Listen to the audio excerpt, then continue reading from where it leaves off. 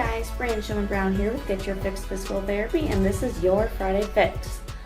We're going to start now doing a core stability series, so it's going to be all just isometric hold type exercises rather than any movement, just to really train your body to gain good control and stability.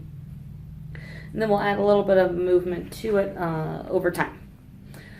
What we're going to do today is just a basic plank exercise. I'm sure everybody's heard of planks if you haven't seen them already, but just want to review some of the key components to a good plank, not letting your body compensate or do some weird things because of any weaknesses that you may have.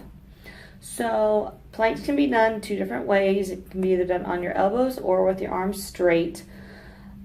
I feel that on the elbows is a little more difficult for the core than arms straight, but other people are different and think that depending on how their body is, they think the straight arms are more difficult. So you can kind of play around with it and see what your thoughts are. If you have any wrist problems and it bothers you being with those straight arms, but you feel that works your core better, what you can do is put some dumbbells on the ground and just hold on to those, or you can make a fist and do it that way, and that will take pressure off your wrists.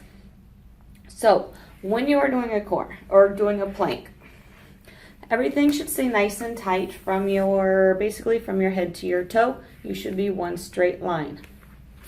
So what I mean by that is when you go into your plank, and I'm going to go on my elbows first, is when you lift up from where my head is to where my feet are, my body is a straight line for the most part. Obviously, the back is, I have a little bit of lordosis in my lumbar spine, so it curves a little bit. The knees can only go so straight, or they only appear so straight because of the position. But as much as I can, I'm nice and straight.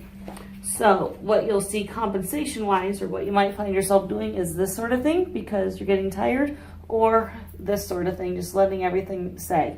So keep it up nice and tight.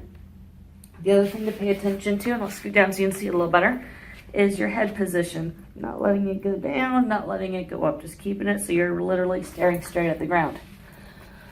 So that's the plank from the elbows. With the arms straight, it's basically the same position, you're just changing that arm position. So now you're just planking, holding it straight with those arms straight. Once again, that body is nice and controlled, nice and flat. What I would suggest with you can do these a lot of different ways. You can do just a max hold for time. You can do some intervals, what I call a Tabata, 20 seconds on, 10 seconds off. You can do 30 seconds on, then a little bit of rest period. So whatever you want to do with it, you can kind of play around with it and vary it in order to kind of change up the difficulty with it. And then next week, we're going to add a little bit of next couple weeks actually, I'm going to add some variations to it with arm and leg movement. So try this one out and then stay tuned for the next several weeks, and I will add some progressions to it. If you have any questions, feel free to comment on this video and let me know, and I will be happy to answer those for you.